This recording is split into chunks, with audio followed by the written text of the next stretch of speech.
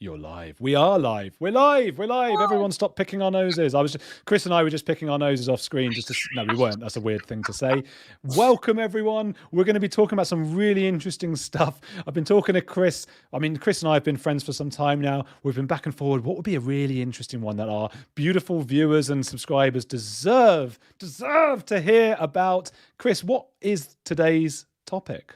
Today, we are talking about how the most powerful tool in the cult leader toolkit or toolbox, I guess you could say, at least as far as I'm concerned, and that has to do with emotional manipulation, manipulating people's emotional life and the mosaic of their personality, you could say, if you were feeling a little flowery today.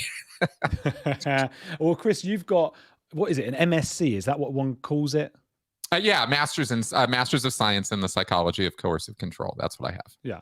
Well, so if there's anyone better to talk about it, I haven't met that person. And it's interesting, obviously, you're an ex-Scientologist, and so we're going to get into the weeds here, and you need emotional control, of course. And I think a lot of people, particularly looking at comments from now and then, most people are very understanding, but a lot of people who watch these kinds of videos, they always say these things like, oh, what kind of video? I could never fall for a cult. This could never happen to me, which I always think, well, if you're saying it that confidently, you're probably one of the first people, or it could happen to anyone. Where do you stand on that, Chris? Absolutely. That is, you're nailing it, because when people used to walk in, I always say this and people don't believe me, but it's true. When people used to walk in and act all huff and puff and skeptical when they would walk into a Church of Scientology and tell us how, they don't sign up for things, they're sales resistant and all that, we were always lining up to have our crack at them because they were usually the easiest people to take down, Wow. Because there's a lot of bravado there, but it tends to, when somebody's being that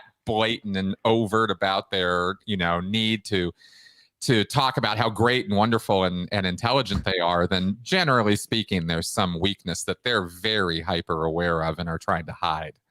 That's fascinating. So, so I guess, and by the way, if you're just joining us talking about cults and stuff, emotional control and those kinds of things, do hit the like. And also, this is going out on Chris's amazing channel, Chris Shelton MSc. Go check that out. And on mine, On the Edge with Andrew Gold. So if you're on one of them, please do subscribe to the other one, because we love you and we want to spread you around, which sounds weird. Exactly. So, Chris, when people came in and you wanted to recruit them and stuff, and would it be the ones who were just a bit sort of quietly like, that you thought, I'm not going to be able to get them in? Well, there was always uncertainty there, right? Because when somebody's being quiet or they're not being, very effusive or very talkative or saying much, then we didn't like those people very much, because those were people that you can't manipulate easily because they're not giving you anything with which they can be manipulated. And that was the whole point of the introductory services that we would offer. Is it was all about trying to get people to open up, to talk to us, to tell us about themselves, to tell us what was on their mind, what their worries and concerns and upsets and fears and things like that were, and we were ultimately seeking what we called their ruin, the thing that was ruining their life as far as they were concerned. And if we couldn't get them talking and telling us stuff, then we were never going to get that ruin. We would never be able to. So it was always, everything we were doing was designed to create a safe space where a person felt that there was an individual in front of them that they could trust to start divulging their, core values and secrets and ideas and worries and upsets and concerns. And some people are very open and some people are a bit more reserved, and you have various techniques you can use to try to get them to open up. If they never open up, you're never going to get to them. You're never going to be able to, and yet at the same time, we all have an emotional need for connection. And so it can be hard to keep yourself reserved and stone-faced and held, and not opening up, especially when you have a lot of invitations, that have social currency, have social pressure to make you open up, And they use all of those, and they're very subtle. Some of the techniques can be very, very subtle. They're not always easy to spot and overt and just in the moment. Sometimes they'll start something that might take a little while for it to really fully take effect, and you don't see it coming, that kind of thing. And these emotional manipulation techniques, you've got a list of them. Which one do you want to start with today? Yeah, I have my famous Post-it note in front of me. Hey, let me say one thing real first, since we're live here and this just happened. I guess I'll say, for lack of a better phrasing right now, thoughts and prayers for Lisa Marie. I mean, she's on her, apparently the news just dropped that she's had a cardiac arrest and is on her way to the hospital. So definitely good wishes, well wishes, thoughts, whatever, for her, to be treated and recover. I hope she's going to be okay. With Lisa Marie Presley. Is that Elvis's daughter? Is that right? And she's a Scientologist. Well, she used to be a Scientologist. She's not anymore. Oh, I see. Yeah, she's been out for a while, and she's actually spoken out, and she offered to testify in Danny Masterson's trial against him, all right, for the defense or for the prosecution. So yeah, there's that. But I just in general, I hope Lisa Marie Presley is an epic personality. She's an amazing person. So I wish her all the best. Yeah, wish her a recovery. Good luck to I saw some comments on that. Didn't want to just let that go. Yeah, no, you're absolutely right. Thoughts with Lisa Marie Presley. I hope she's all right, because she was just spotted at she was at the Golden Globes, where that famous joke was made by that Carmichael Jared Carmichael, at the Golden Globes the other night. That was ballsy. That was brave of Jared to do that. That was ballsy. Yeah. I mean, because Tom Cruise is not somebody to mess around with. Like in Hollywood, in the Hollywood world, regardless of Scientology, take Scientology out of the equation, just Tom Cruise and the power he has in Hollywood. I would not underestimate that. I wonder if it's a tipping point. It might be the moment. Is this the Shelley Miscavige stuff, in a sense, even though it's less direct? Is it his Woody Allen, his Mel Gibson moments? The moment where Hollywood starts to turn against him. Only time will tell. People are fickle. And Tom Cruise is a mega star still to this day. Top Gun Maverick proved it. I mean, proved it. You can't argue with those numbers and with that money and with that influence. It's there and it's powerful. So could it all turn on a dime? It could. Could Shelley Miscavige be the thing that turns it? Maybe. I kind of doubt it. You can see it on my face, but it would be great. It would be great if it did. Yeah. Well, let's hope that, us bringing it to the world's attention has some tiny impact and does some things, some of the horrible things Tom Cruise has done over the years. Oh, yeah. And that's part of the whole cult manipulation strategy. He's been involved in it, I suppose. But yeah, let's go back to that then. What is the first thing on your list of emotional manipulation? Yeah, let's take a look at this. So, okay.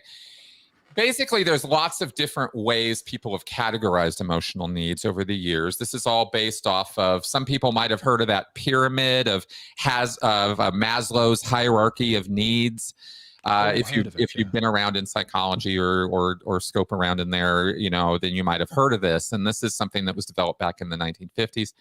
Maslow's this researcher guy, and you have at the bottom, you have your basic food, transport, shelter, your basics, the things you really need, just at a physical level to get along and survive. But as you move up this pyramid of needs, you get to emotional needs and self-actualization at the very top. This fulfillment and realization of who you are and what you're all about. So along the way there, you have to recognize that we've got inbuilt, undeniable, and unstoppable emotional needs. There's things that we have to have or feel in our life if we are ever going to feel that our life is meaningful, purposeful, and happy.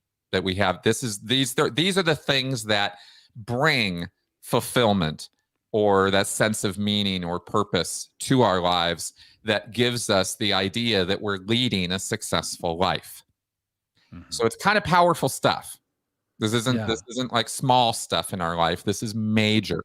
But a lot of people out there, this is relatively new stuff in terms of considering it or thinking about it in psychology circles, as as basic and fundamental to our existence as it is. And so a lot of people really don't think about or give a lot of importance to their emotional life. The emotions are either inappropriate in the moment and are criticized for that, and we're always trying to control them, or they're flights of fancy that feed delusional ideas, and who needs that, and who needs emotion, schmotion, logic, reason, critical thinking, that's where it's at, And fair enough. I've certainly, advocated for critical thinking, but I just want to set the stage here for the importance of this, because it's kind of a big deal. And so when I say, for example, that we have an emotional need for security, that's not a small thing. That's very important. And people who do not feel secure in their life, do not feel that they have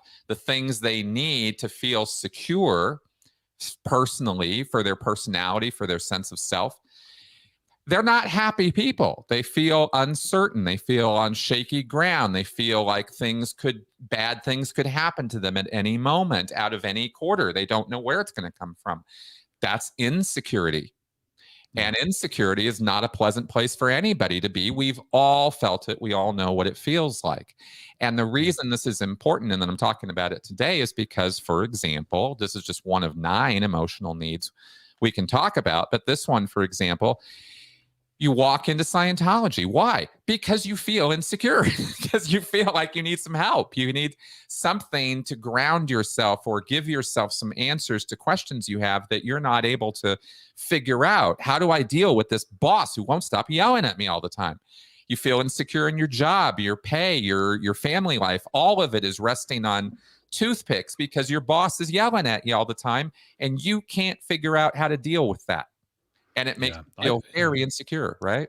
I know that feeling. I guess, like you say, we all do. We all need to sort of control our environments as well a little bit. And I mean, I suffered terribly as a teenager from obsessive compulsive disorder. So I used to spend all night switching light switches off and on. I didn't sleep when I was like 16 or 17. So I ended up ripping the car door handle of my car when I was 17 off. It like came off in my hand because I pushed so many times to see if it would open when it was locked, because I wanted to check it was locked, that it actually just came off. That was like, okay, I've got a problem here. Right. And so I recognize that feeling of like, and I don't know if it's quite abstract. It's like an abstract feeling of needing to control what am I controlling? What am I insecure about? I don't exactly know. And it was a difficult thing. And I know that I sort of deal with it that way. And I don't know if it's a healthy way or not, but it's one of the ways. And nowadays I don't do that anymore, but there are sort of, subconscious tics that I have. I chew my tongue. So my fiance will have to several times a day just nudge me, and I don't realize I'm doing it. But I suppose it's something that grounds me and maybe pacifies me. I mean, it's like a pacifier.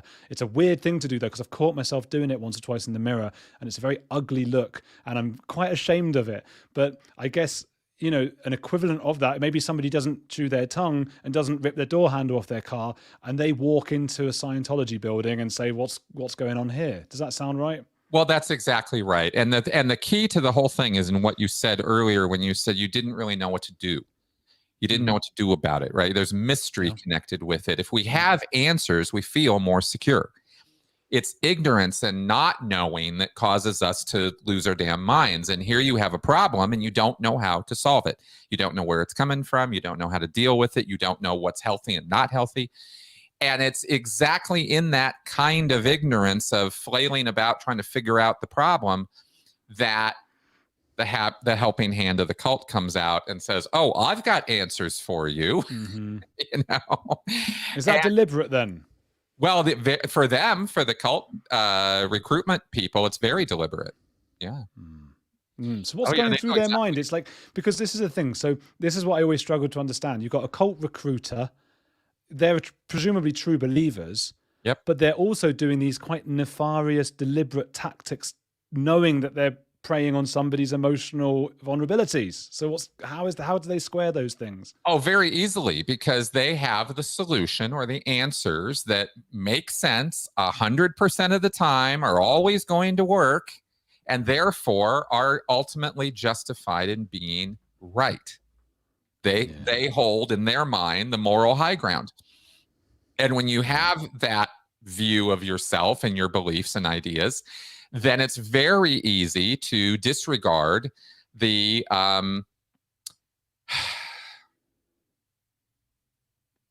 what's the word I'm looking for? Morality. It's very easy to not respect other people when you are so pumped up on yourself and your ideas and your truths as a true believer, as you mentioned there, right?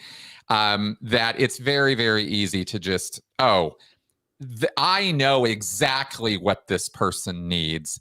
They actually don't know. They're literally telling me they don't know. So I'm completely justified in moving in with my entire set of answers here, and let me give them to you. And I don't know about everybody, but I can certainly speak from my own experience and my own headspace as a Scientologist. I was arrogant beyond belief, extremely conceited, and very much had the idea that Scientology was the only real answer. And you can find Christians and Muslims and, other people from other faiths or belief sets who will say and feel the exact same way. So it's almost a matter of people start becoming, they're just figures. They're just people. They're not individuals with individual contexts and history and problems.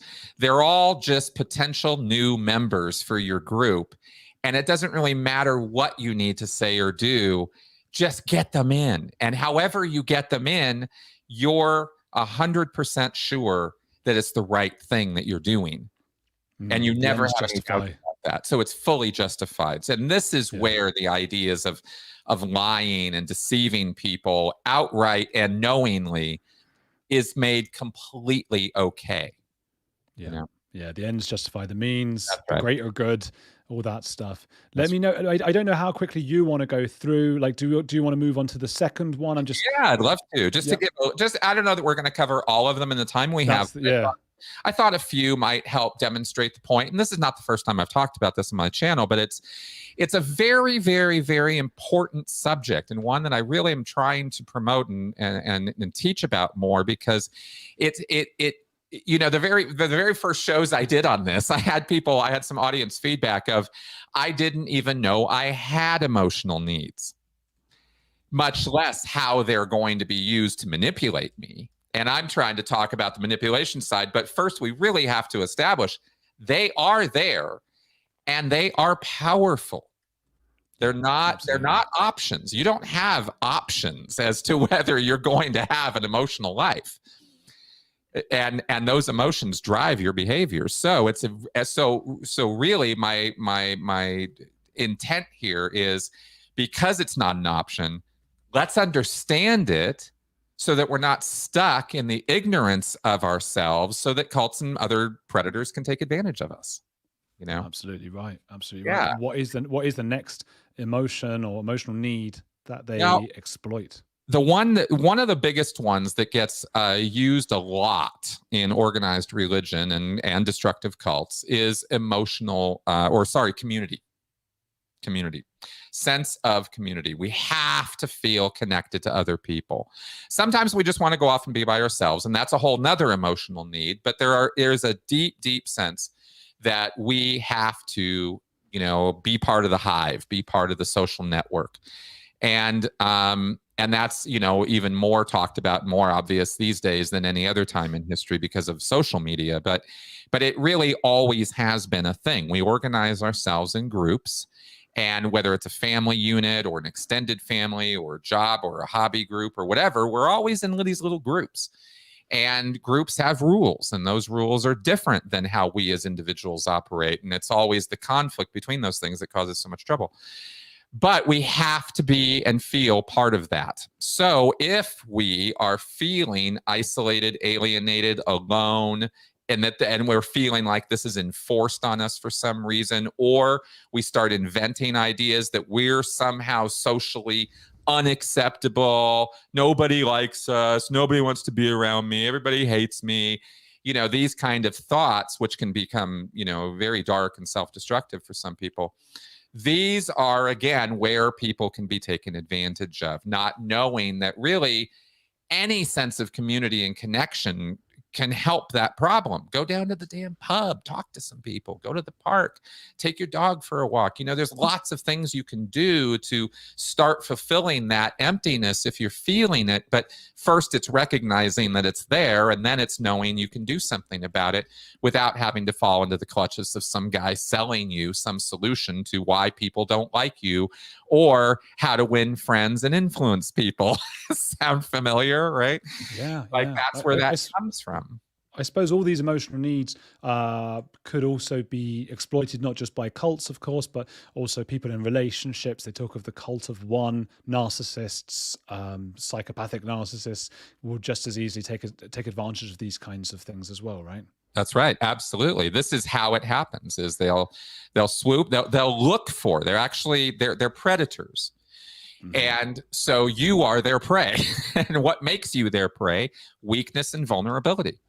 Just like any other prey in the wild. The logic is really not that different with human predators. It's just the tools they use are not sharp teeth. They use sharp words.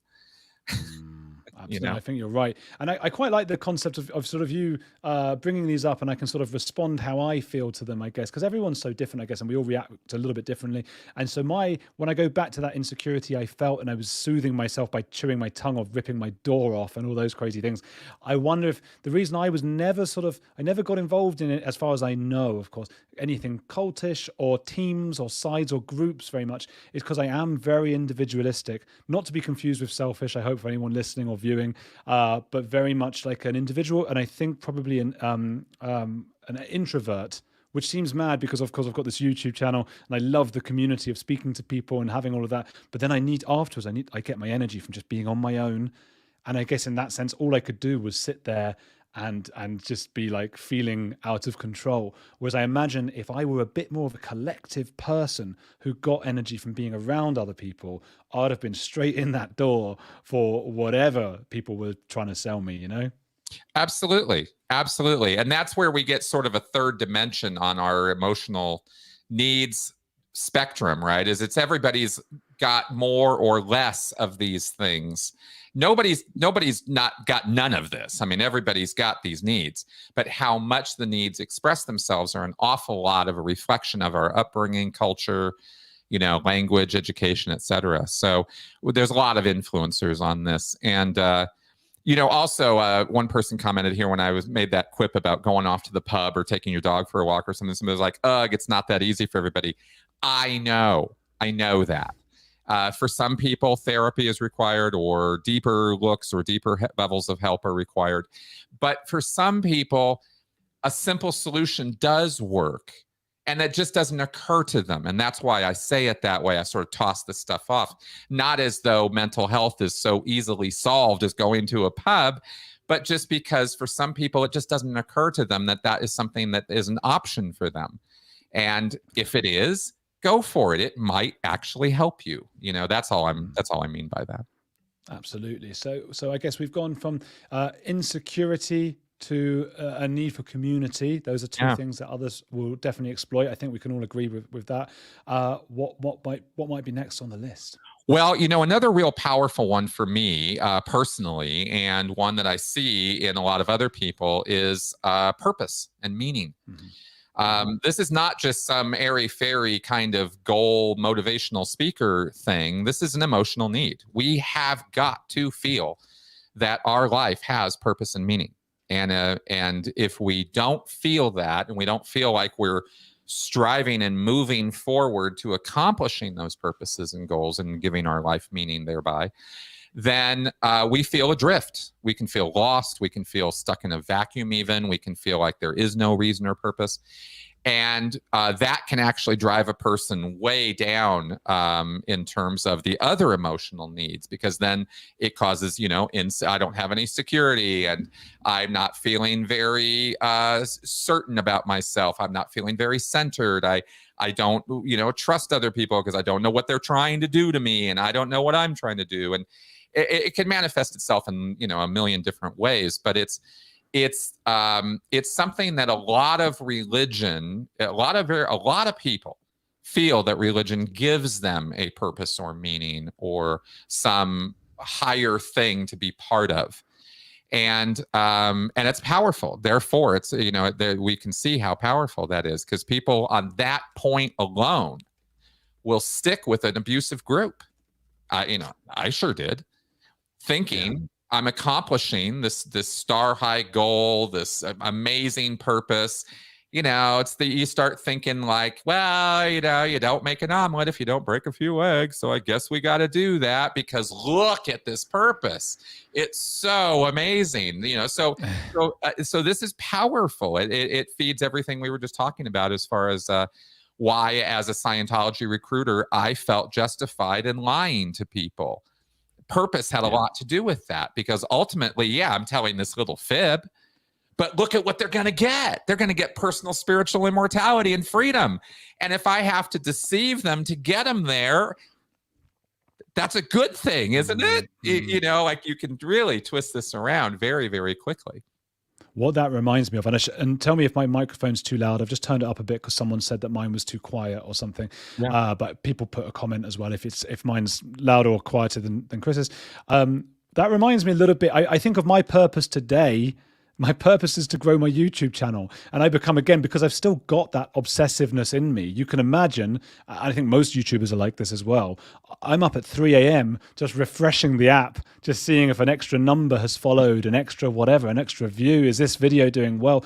And that's my purpose. I can see Chris nodding for anyone, because I'll put this out on the audio podcast as well. So I can see he's nodding along, because that's how we get, and that's our purpose. And also what you just said, I suppose evangelizing, because when somebody else says, you know what, I might get into YouTube, I give them like an hour speech, and they were just saying it flippantly. They didn't even care. But I'm like, oh yeah, what you got to do is get on YouTube, right? Start putting thumbnails up, start doing, and I start giving them all the advice. And they were like, God, I was just being polite. They don't want to know. But I feel like there's not just a purpose for me. I want everyone to have this purposeful life that I have. So yeah, I certainly get that. And I wonder as well, again, going back to like relationships and things like that, we're always hearing of relationships where the beginning there was this fire, and a lot of that is about sort of uncovering whether or not the other person is into you, and the purpose is to get them into you. And there's that thing of like, okay, it's done now. What is my purpose? We've done everything. And I certainly know of some relationships, people I know who have never been very happy together, and then they've always set a new purpose or goal. They did it like every few months. So one couple I'm thinking of in particular, it was just like they weren't happy, but then they bought a house together. So that was the purpose. It was, you had to build up to that. And then within a few months, they were sort of a bit down again. So they had to get engaged. And then there was the big wedding and everything. And they got divorced about 3 months after the wedding, because there was nothing left. They didn't want to necessarily have children. What's left? And that's it. So purpose is huge, isn't it? Well, it very much is. And that's an interesting example you give there, because it sounds like sounds like purpose was the only thing they were meeting on. Which is rough, because it's not going to be enough all by itself, right? But it is a need we have, and very much that is the case. I can't really. It's interesting, somebody pointed out in my comments. Steve Hassan wrote that cults are mainly looking for the optimists and idealists, and I don't recall that, but I think that's true. I think that they are, because it's people who are all about star high goals and purposes and meaning that they want to achieve in their life, however unrealistic some of those goals and purposes might be. I can tell you, clearing the planet, Scientology style, in other words, making everybody a Scientologist, was a purpose we all operated on in Scientology, and yet it was the most delusional thing we could ever talk about. Because we were making no headway of any kind on that goal, but we sure pumped ourselves up on the fact we were. And so here's the funny little twist on this is it doesn't even have to be true that you're fulfilling the emotional need. You only have to look and sound like you are, and the person, the cult member, will do it all for themselves. If you mean if you're the recruiter? Well, yeah, or as a cult leader running a cult, if you can give, and what I'm trying to say is if you can give somebody the appearance that they have a purpose, the appearance that they're accomplishing something, they'll stick with you even when objectively speaking, they're not accomplishing anything.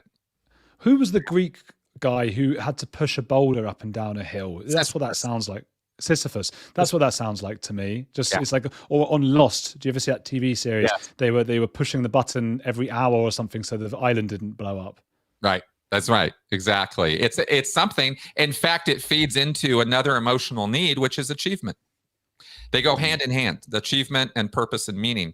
They're slightly different concepts, but they operate very, very closely together because in accomplishing a purpose or a goal, you have to feel like in your life that you actually are achieving it, that you're moving forward in some significant way. Otherwise, you become,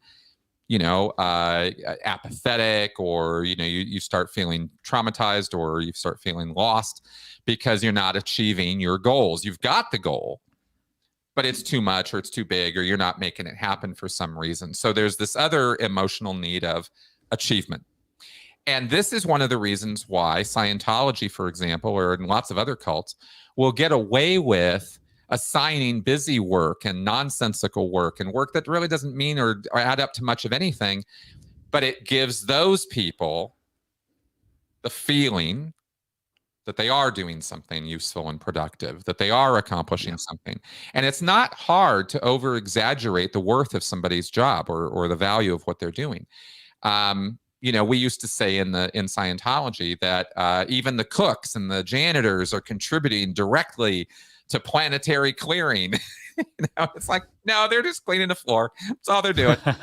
There's nothing else to it than that, but we can. I know that feeling as well. I'm really enjoying this. Yeah, it's like a therapy session. I get to really go into each of my emotional needs. But again, so one of the reasons we all think, I'm going to work so hard. I've got a friend of mine who I remember saying when he was 20, he was going to go into finance and all of these things.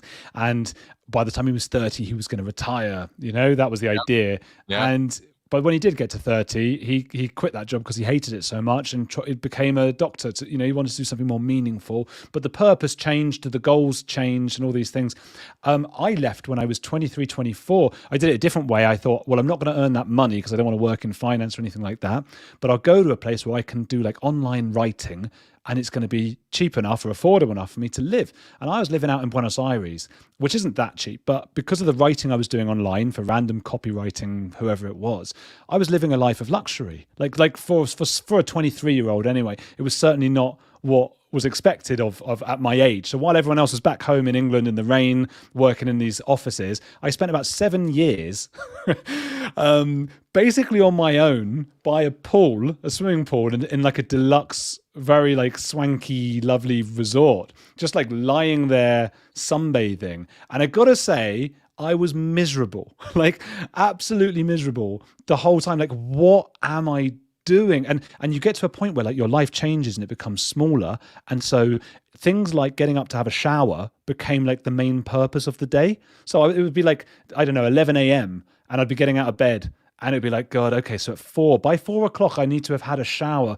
Maybe if I go to the pool I'd have had a second shower later on. And they became the purpose of my day was to make sure I'd showered once or twice and then maybe done some swimming or something. And yeah, I'm much happier back home even when it's raining and horrible and I'm stressed by YouTube driving me crazy.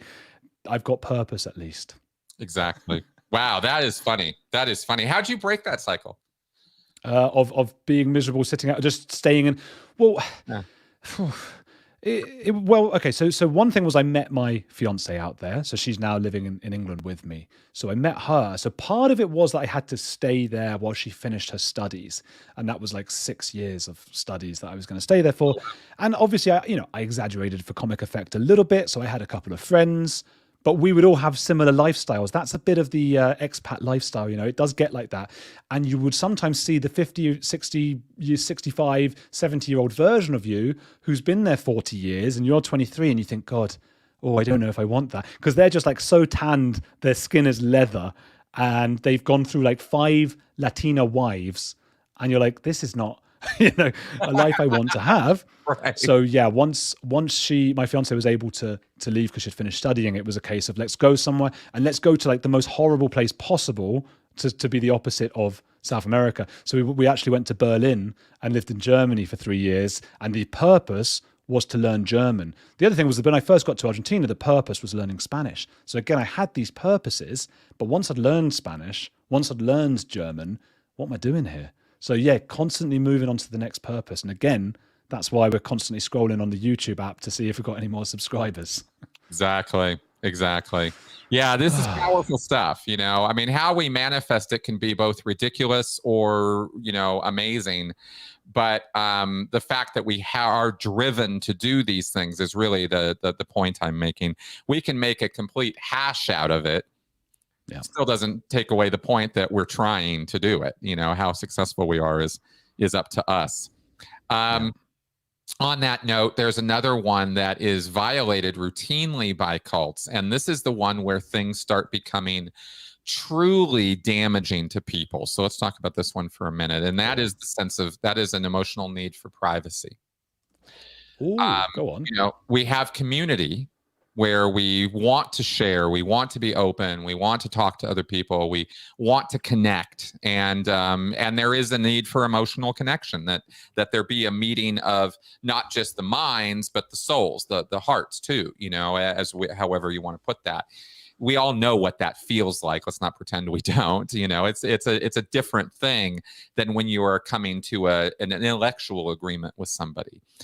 So there's that, but this privacy thing is the opposite. It's like this need of like, okay, I got to pull back. I need to put my flippers in sometimes. I need to go sit on the couch and veg and just not do anything. I need to have my time. And most importantly, I need to be able to have some secrets. I need to be able to have my own knowledge, my own identity, my own sense of self. And it has to be able to be mine, and it's not anybody else's. We've all got those thoughts that would, you know, we don't want anybody else to know about, and that's okay. And we've got parts of our lives that we want to do, and we know that we don't want anybody else around when we're doing it. And it doesn't have to be dirty or perverted or sick. I'm talking about whatever it is, model making, you know, whatever. It's your thing. Yeah. And that's okay. That in fact, it's more than okay. It's a necessity. So how do cult? Oh, go on. Sorry, I was just I think you were about to answer what I was going to ask. How do cult leaders and narcissists and people who are, you know, nefarious people, how do they take advantage of that emotional need for privacy or privacy? Yeah, that's where it comes in, is because what they do is they convince you that that's not necessary, and in fact that is harmful to you. Oh, interesting. Yeah. Because I thought you were going to say, because the other ones, it was like the cult gives it to you. So we've looked at achievement, we've looked at purpose, we've looked at security. Yep. And it's the idea that the cults are giving that to you. Whereas here, they're taking it away from you, because obviously cults thrive on secrecy, right? Exactly. And this is the one that cults can't let you have. This is the one where they have to manipulate you in such a way that they're taking it away from you. And this is pretty universal. This is pretty across the boards for cults. So this is one of those red flags you can really watch out for, is the urgent need for full transparency as a cult member in a group, as a member of a group. If you're being expected to give up everything for the group, to not have any secrets from the group, to always be on demand with your information or yourself, then that's too much. You've crossed the line. There is no need of any kind for that. You always have a right to privacy and to your own self and to your own, whatever that means for you, your information, your privacy, your time to yourself, etc. And anybody who's convincing you otherwise has an ulterior motive. They're trying to take something very, very important away from you. This is, in fact, how we nurture a sense of self within us, is we give ourselves time alone. Yeah. And it's so normal and it's so routine and day to day that people don't tend to think about it or assign it the level of importance it really has for us psychologically. But it's when it's taken away from them in a culty situation or in a predatory, coercive situation. Predators do this all the time with their spouses, male and female, right? You don't have any rights to privacy. This is our relationship and it demands full transparency. Damn it. This kind of approach. And so if that's the status of your relationship, I'd be looking deeper into that, because those are red flags. You don't owe anybody full transparency. Do you want to? I got a funny story around that, because I've never been that type with my fiance, and I hope she doesn't mind me telling this story, really. But if she's on her phone, not only am I not jealous, I'm utterly uninterested. I don't care, right? But the day before I proposed to her, I told her parents, and sort of, the old-fashioned, not get their permission because that's a bit outdated, but just I wanted to let them be in on it and all that stuff. And when we were driving the next day to the place I was going to do it, she suddenly got all these messages, and I'm driving, and I could see out the corner of my eye all these hearts and stuff from her mum, and I thought, she's given it away. So for the only time in our after of 8 years we've been together, 9 years, where I suddenly was like, "What are you doing on the phone?" And she was just like, "What?" And I was like, "No, just what? Why? Come on, we're driving here." Because I was just thinking, I've got to get her off the phone in case she sees that or that kind of thing. And yeah, it was also, I thought, we can't get into an argument, because that would be no good either just before I propose. But it was the only time where I felt like, wow, imagine being a guy like that who's like, "Who are you talking to? What are you doing?" And she was like, "None of your business. What you talk? Get out of here." And I was like, no, I know, but it makes you feel car sick, doesn't it? You're going to get dizzy. You're getting dizzy. Get your phone away and all that. She has since told me that she was very suspicious that I was probably going to. I was acting weird for days. I couldn't hide it. But secrets, right? Do you know I'm writing a book about secrets, about the psychology of secrets? No. Oh, I might have to quote you on the cults bit, because there is a chapter about cults I'm doing, and the irony. Firstly, one thing I found really intriguing was the difference between privacy. I never know whether to say privacy or privacy, but privacy and secrecy, right? And that depends on the morals of the time, or the expectations of the time. Yep. So if something is like societally expected, then it's just privacy, right? You expect that like a couple has sex. It's not really a secret that they do. It's just their own privacy. Sure. But if they never do it, that is now a secret, because societal expectations are that couples do that. I'm purposely not saying the S word too often in case the videos get taken down, but we expect that couples do have that marital thing. And so when they don't, that's when it's no longer just privacy. Now it's secrecy as well. And it's really interesting how those two things combine. And another interesting thing in what you said is about the secrecy that is expected of, you now have none.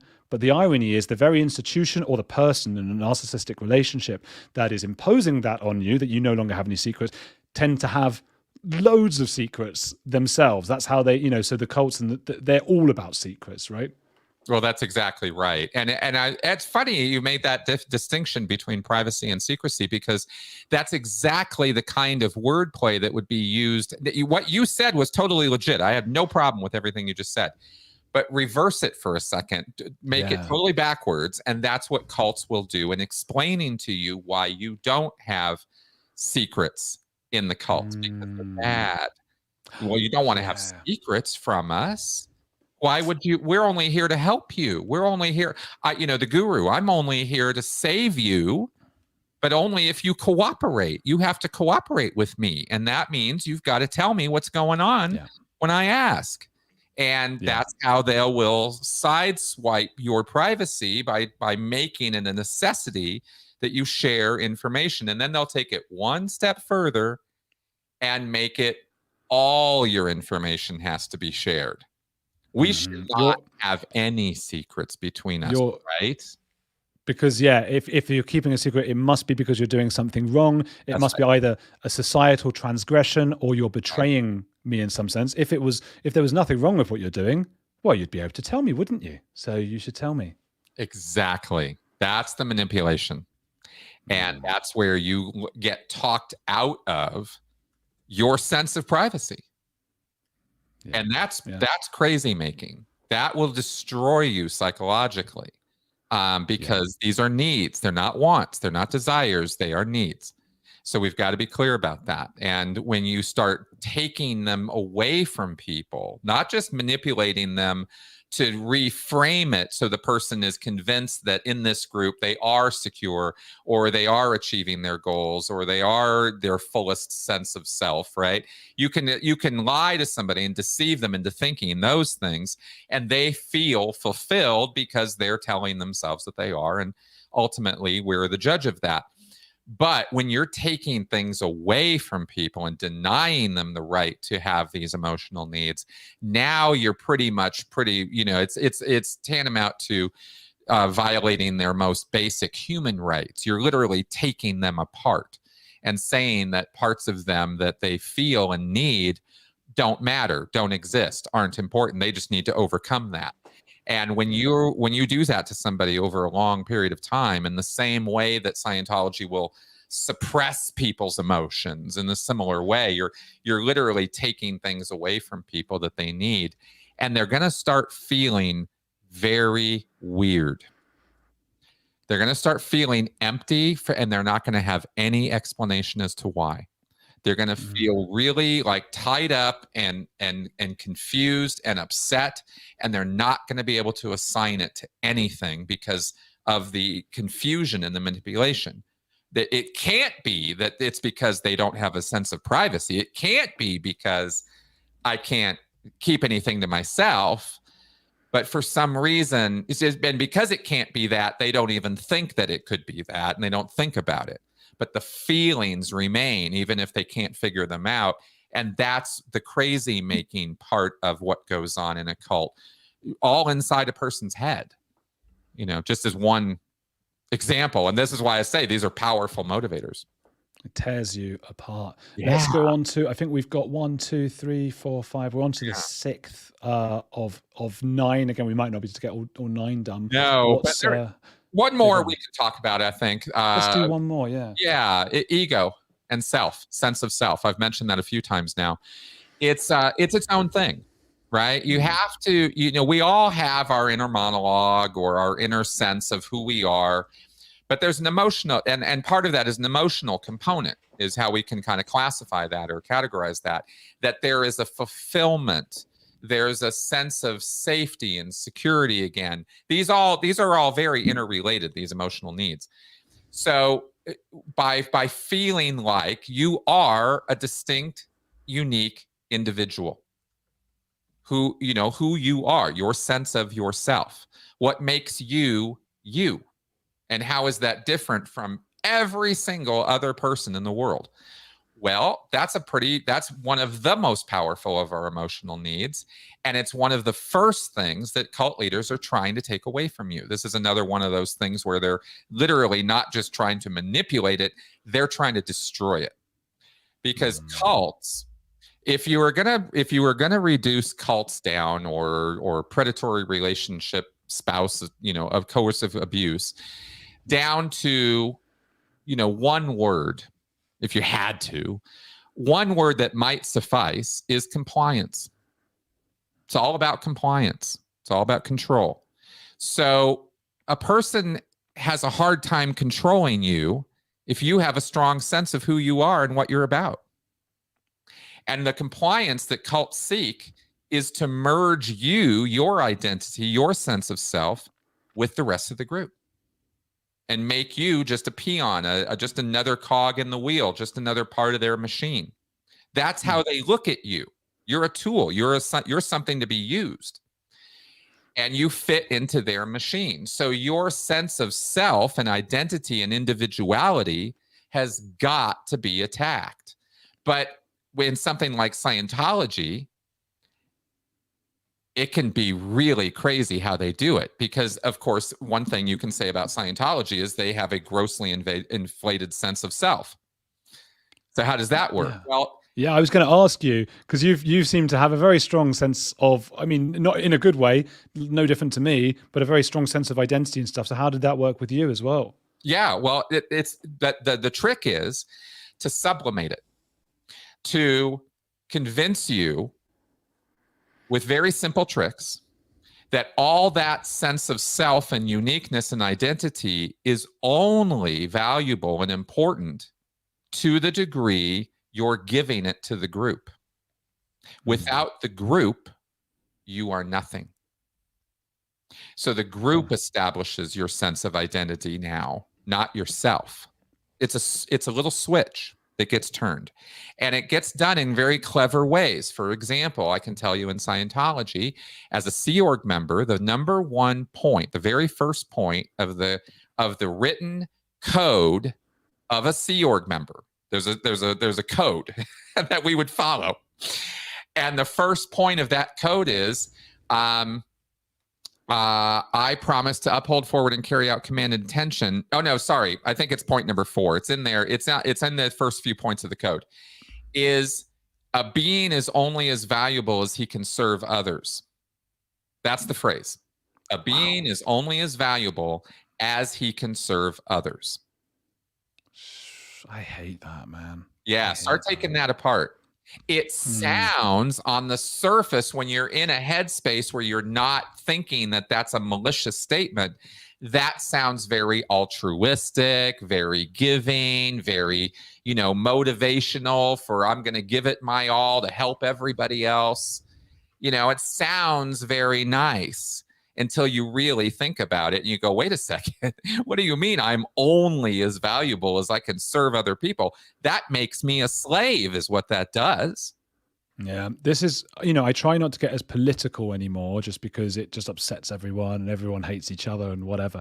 But that is sometimes my issues with some of the far left of the political spectrum, and why I find it a little bit more insidious, because I feel like the far right, you see it coming.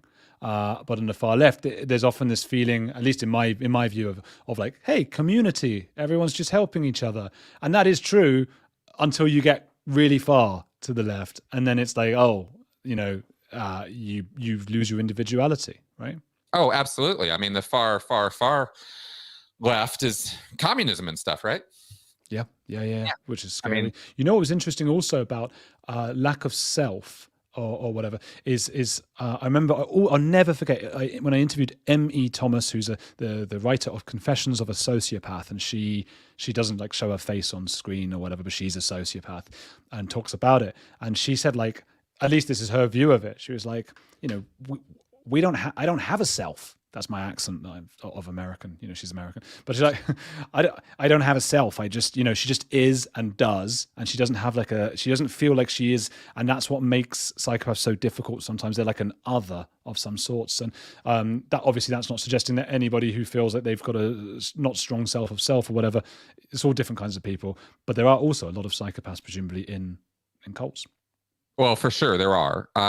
That's fascinating. I'd have to interrogate that a bit more closely to understand what exactly she's saying with that, because in a way that doesn't make a whole lot of sense to me. But I would need to dig deeper on what she means by that. But that's fascinating that she even thinks that there's no self there, because there very clearly is a self there. But how she experiences that self is worth knowing more about. I'm suddenly very curious about that. I'll have to check out that video. Get that episode. I think it was like on the audio it's like number 50, but on YouTube it's just like type M.E. Thomas. But like she was fascinating, and like, look, she's not a doctor, but she's telling us how she feels. And she said for her, that's one of the key differences between psychopaths and narcissists, is that narcissists have a very strong sense of self, and they're often very hurt.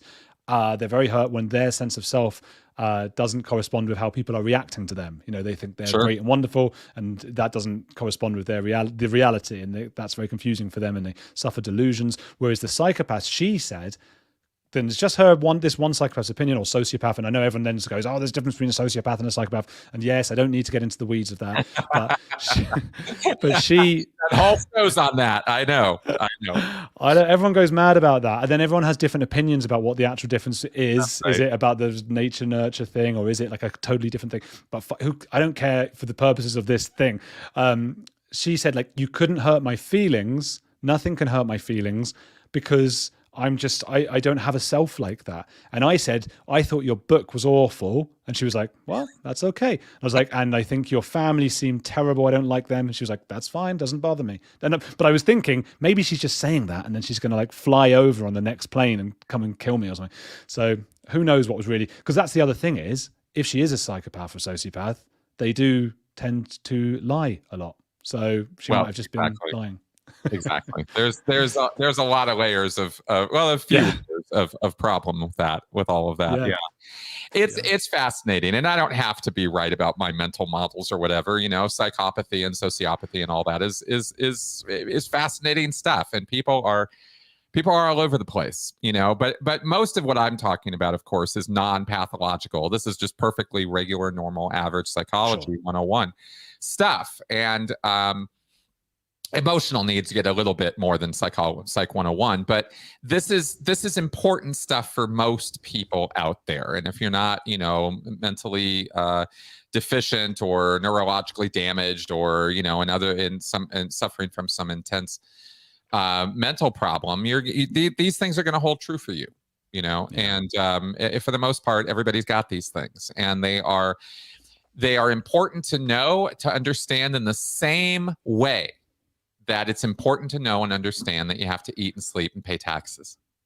Yeah. There's not options in your life. It's that. So stop thinking they are, and start thinking with these, and understand them as an integral part of yourself. And life will start making a lot more sense to you. That's why I talk about these things, and why I love it, is because it makes everything make a lot more sense.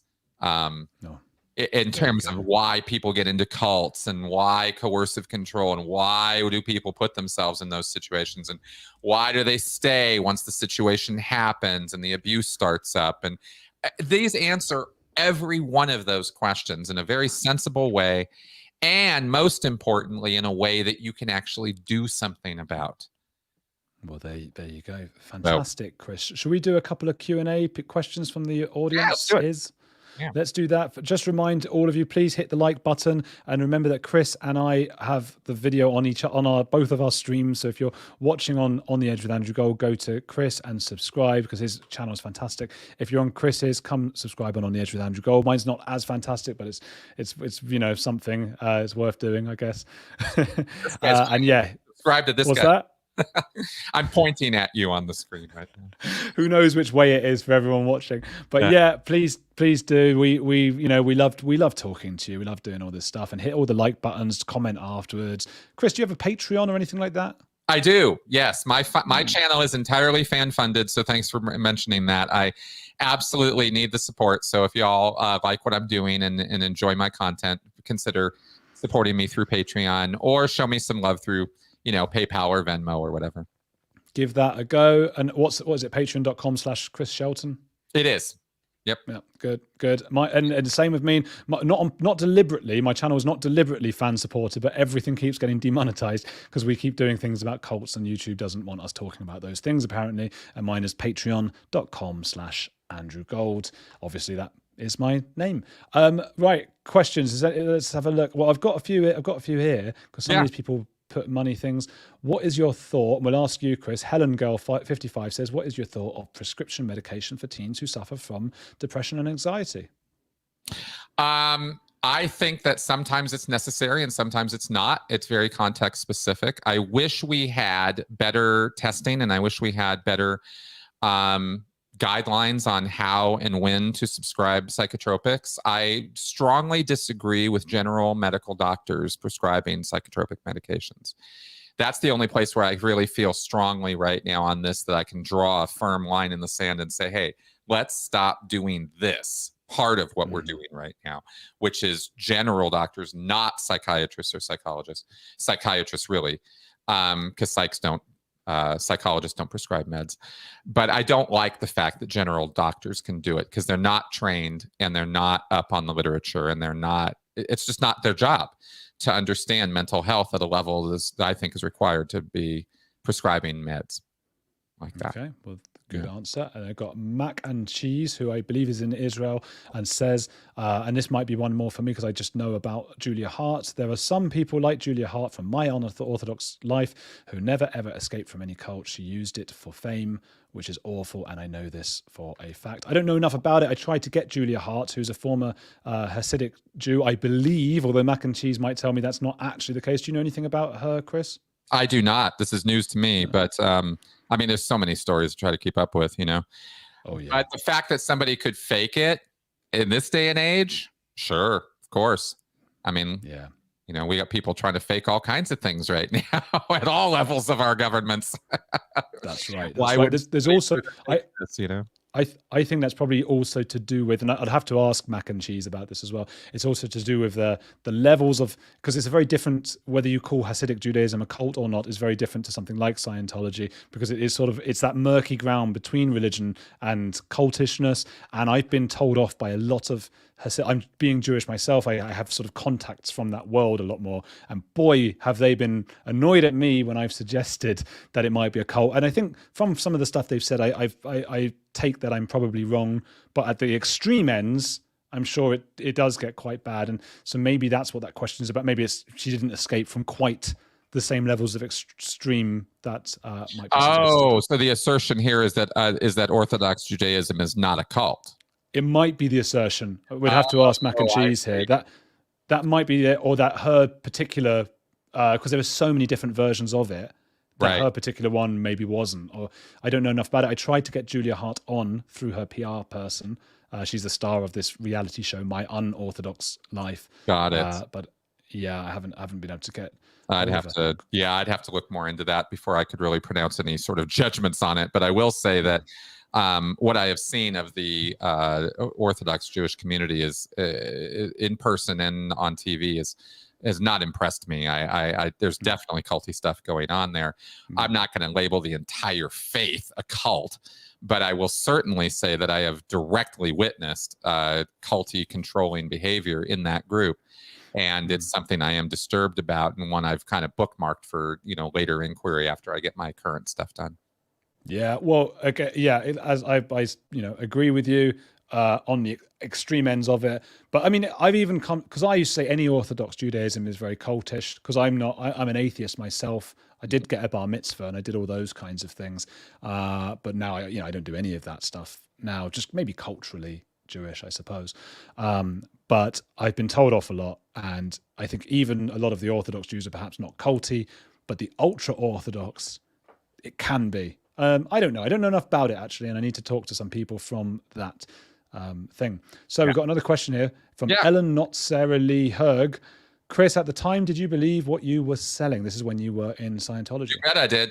I was as true a true believer as you can be. Absolutely.